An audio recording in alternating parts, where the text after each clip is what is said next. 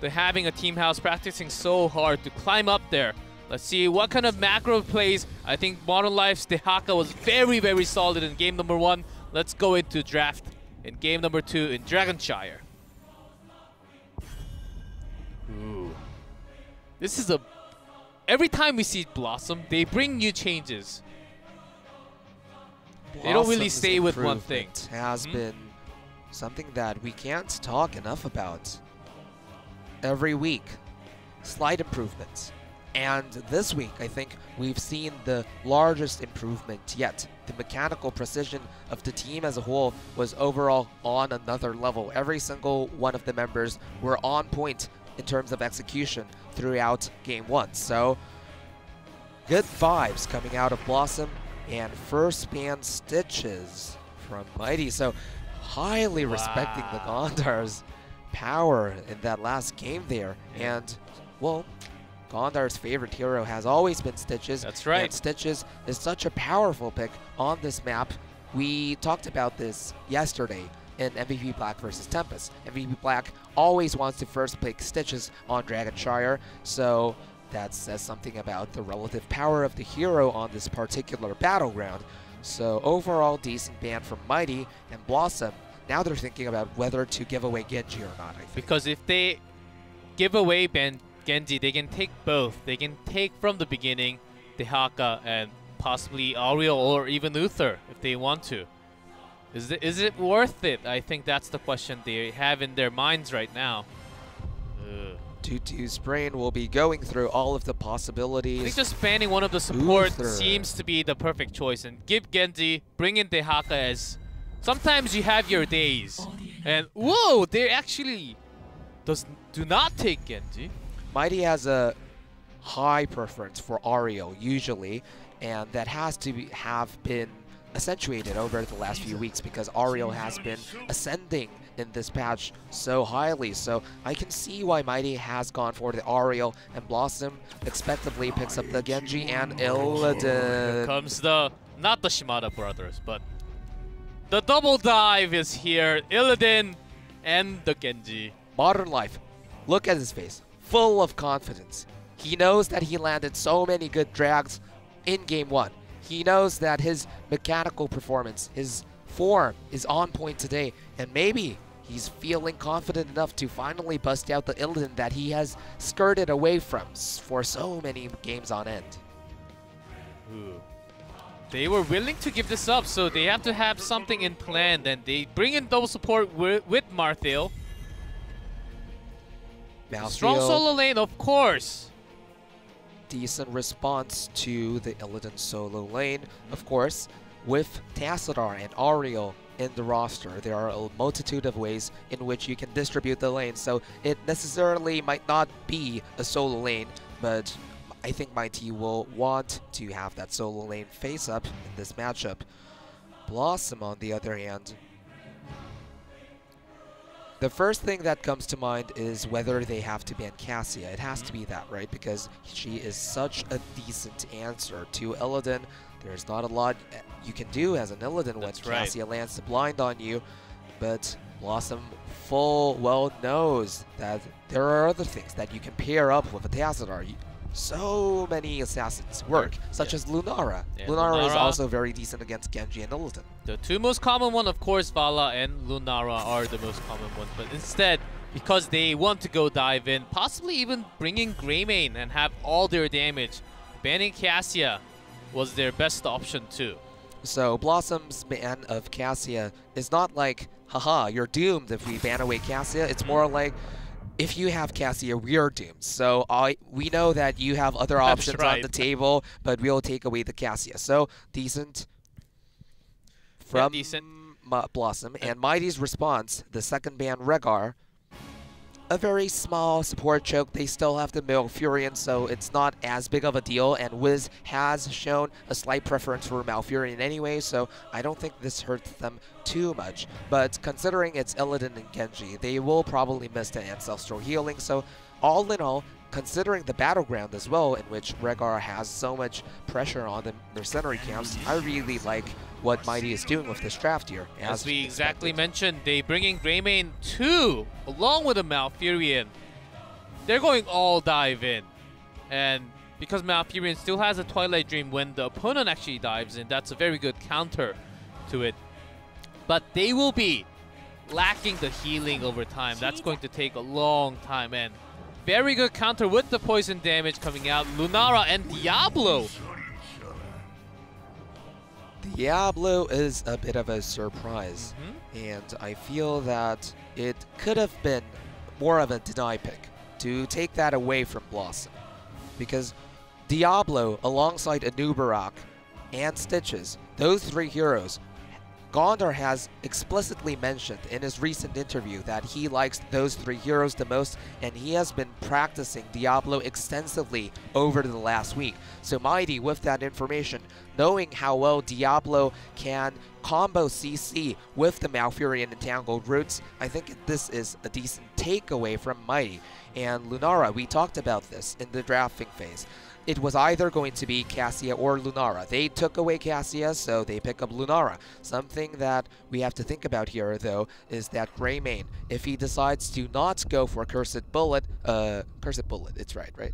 Yep, Cursed Bullet. So if he decides... Not the Silver Bullet anymore. Yeah, so if he decides not to go for that, then he is a threat against Lunara, and Tyrael, rather standard response against the perfect Abok. response when the Diablo is away. But it was a steal away pick, but I don't think it fits Mighty's team comp perfectly, to be honest. But you can also Diablo can actually charge in and counter the dive a little bit, but there's Genji, Illidan, and Greymane in terms of BlossoM's side.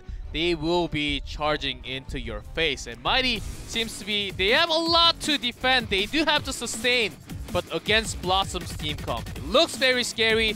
And game number 1 went for BlossoM. Can Mighty make a great comeback in game number 2? Let's go into Dragonshire.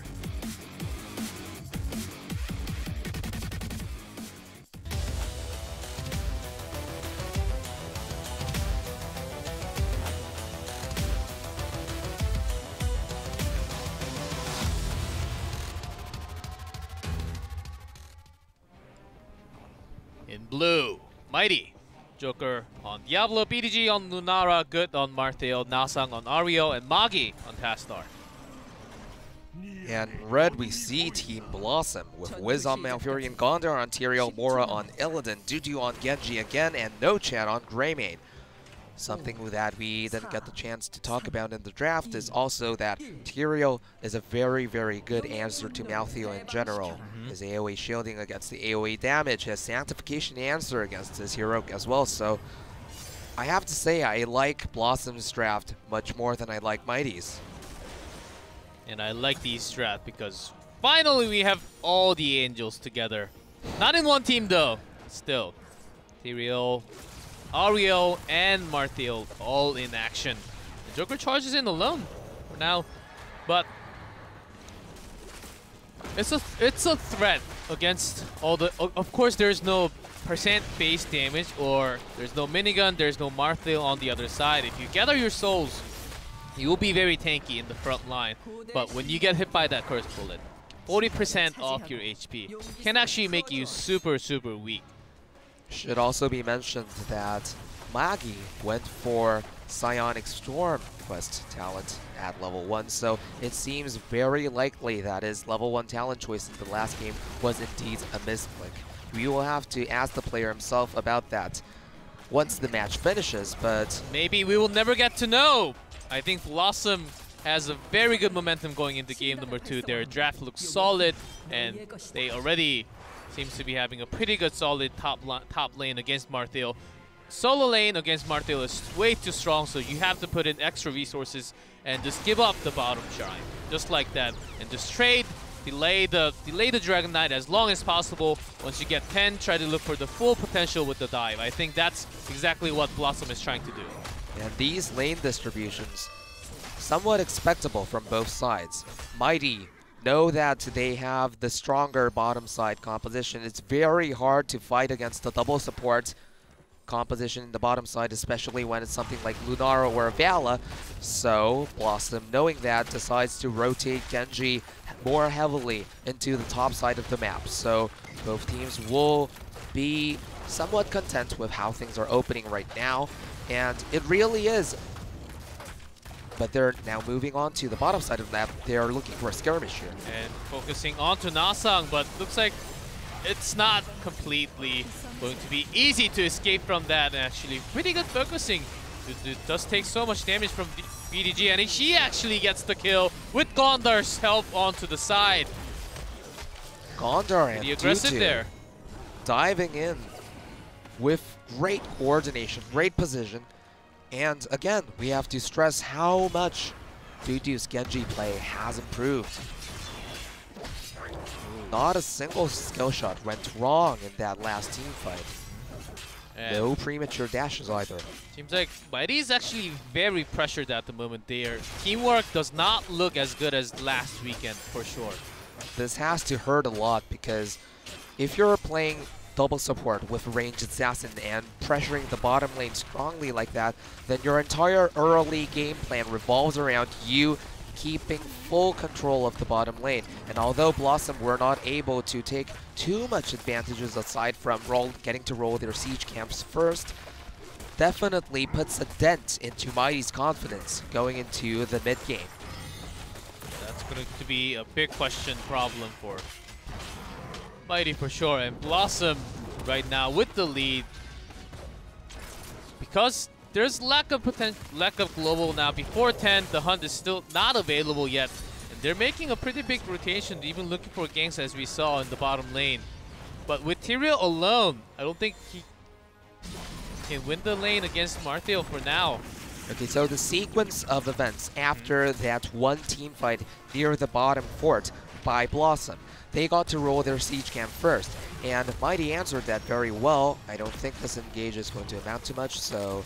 Okay, so to continue my point, they got to roll the bottom siege camp first. So Mighty dealt with that well, but now they have to go to their siege camp to provide this kind of pressure that we're seeing right now. So while they're gone, Tyrael gets to hold top, while Illidan goes to the bruiser camp, while the rest of Team BlossoM gets to take the control of the bottom shrine momentarily. So it's snowballing into this continued map pressure that BlossoM is managing to have.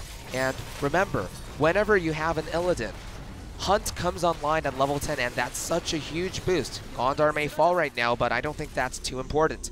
The dynamic of the map will not change simply because NoChat has been smart enough to take temporary control of the bottom shrines. That will also put more pressure against Marthael, because Tyrael has been alone, will be very pressured against him actually. So having that resource to take care of the camp and also pressuring hard onto the top shrine because they were losing the bottom shrine for a long time.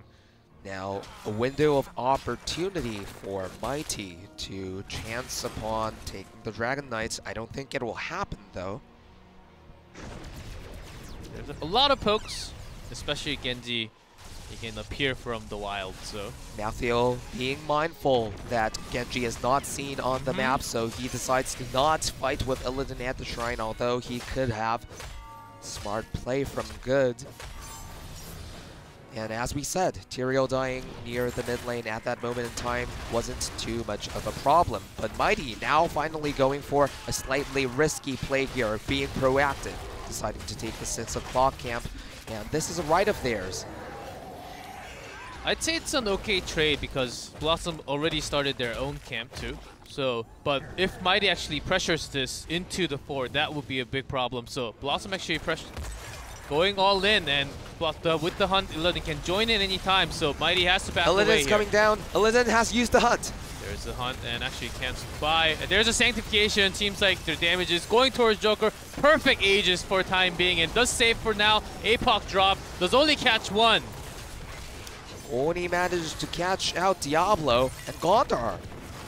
He could be in trouble. All of BlossoM are low. Lunara's Toxins taking effect. Oh, Gondar actually goes in to actually take the kill. Now that's a good trade. That's 2 for 1 going for BlossoM, and maybe they're even going to press this a little bit more as BDG. That he was looking for the kill too with the leap. Of course, a perfect Aldrin's away from Gondar, saved himself for the time being. That was some mechanical play right there. So all in all, I think both sides will not be too unhappy with how that team fight went, roughly equally. No sides gets the Dragon Knight. And again, the picture of the entire map resets to what it looked like earlier, with BlossoM having steady control of the top side, Mighty having slightly more pressure on the bottom. Still, so far. There's a hunt again onto Joker, but he charges in. Mora taking a lot of the damage. The root did not connect, and root has been missing somewhat. And Wiz a little bit slow onto the reaction today with the root pair up in game number 2. I think they could have got a few more kills if those landed perfectly. To be in trouble, but he manages to get out with his Q. This is BlossoM's weak moment. Yeah, it's very weak moment there. It seems like their teamwork is falling apart, and exactly the time when Mighty seems like they are coming back into the game. As that team fight and the rotational work right now for Mighty seems like they are going towards what they want to do. The hunt is online again, and now BlossoM back with the proactivity. Gondar moving up onto the top side. Here's the hunt, but the Surrendered Soul, is that going to be enough? No, Sanctification cancels everything. So there's a counter with the Sanctification. They've used a lot of the resources too. A lot of resources went into securing that kill, but I think overall it was worth it. A lot of things that BlossoM can do around the map. Opportunities opened up really, but not if they get a pick. Not if they get another pick, but Dudus alone has to back away. The 2 are left. Illidan, meanwhile, has been pushing the top 4. So this is overall going towards BlossoM because they are already 13. They are pushing the 4th. Their response, their macro response to after what happened after getting the kill onto Maltheo has been a little bit disappointing. I was expecting that BlossoM would put more resources into taking down, putting on some more structural damage onto the top ward, but instead they decide to just pan out across the map again.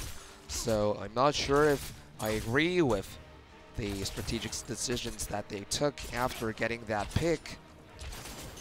We still did not see a single Dragon Knight in this game, so there's a hunt onto Ariel, so focus is on him. He has to heal himself, but is that going to be enough? Even Aegis used on himself, but the root is perfectly placed right below his feet. That was really good hunt call coming out from Mora. And Dudu so far, 0 mistakes this game, wouldn't you say? Yep, there was a big one last game, but not yet. And if you can look for those kills and make it work every single time, there's a...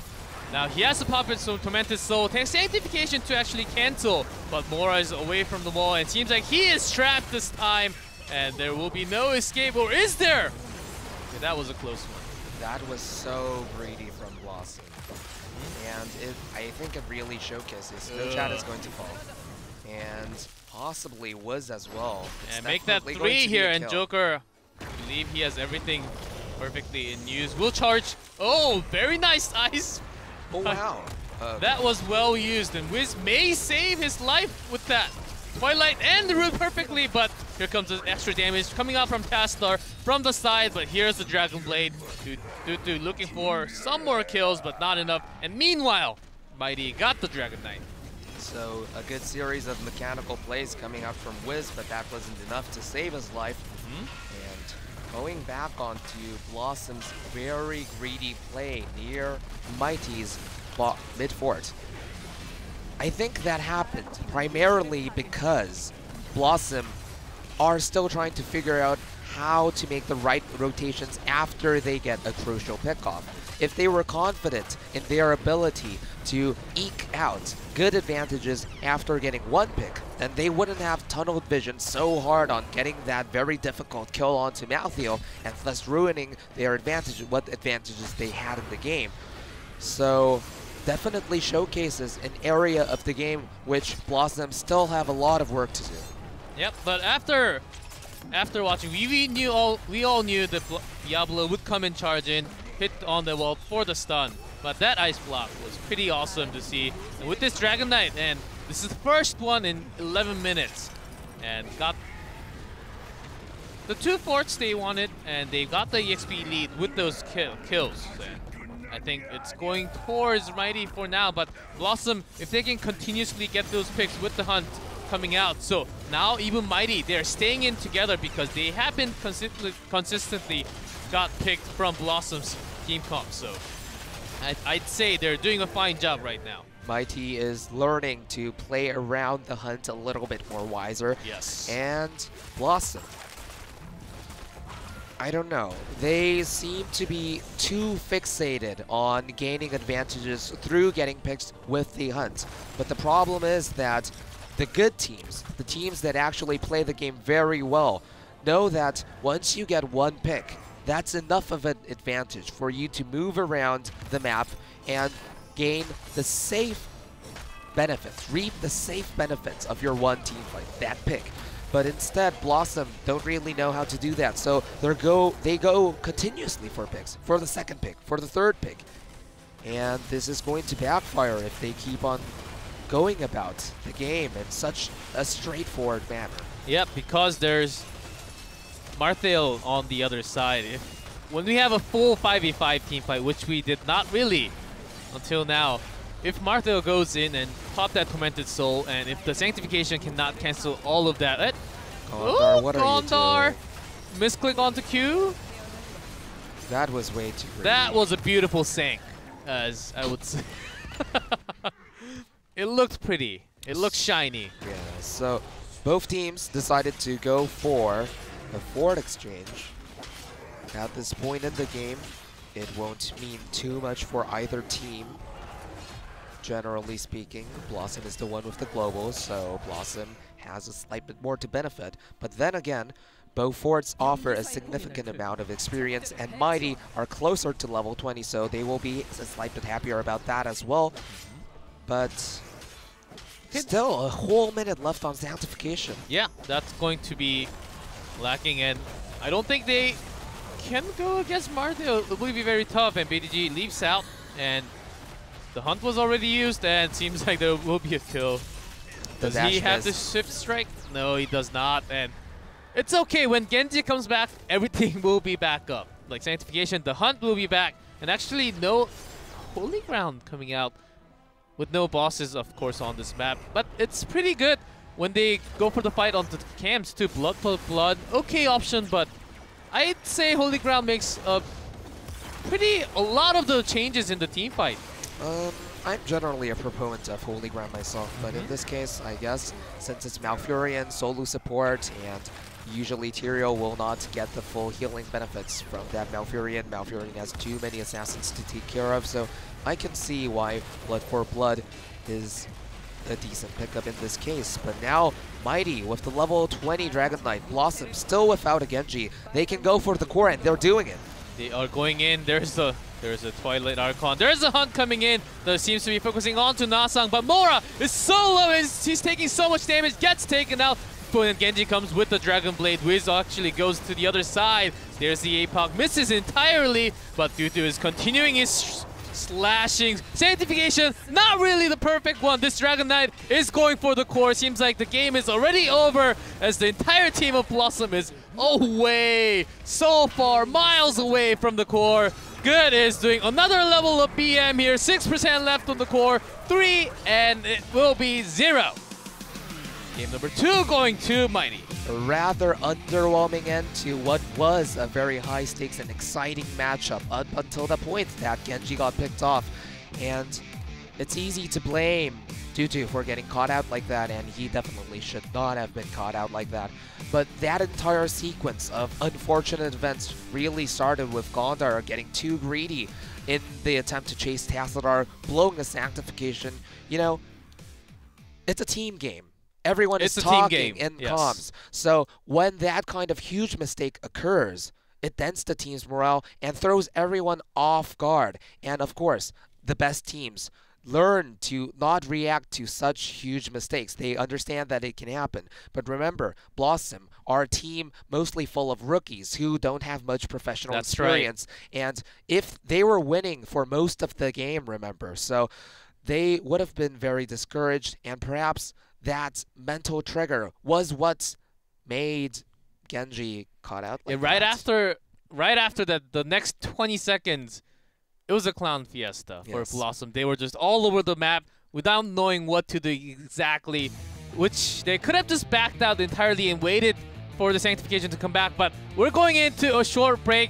when we come back, there will be game number 3, but it is tied between Mighty and BlossoM. Let's go to the break, and we'll come back in 5 minutes.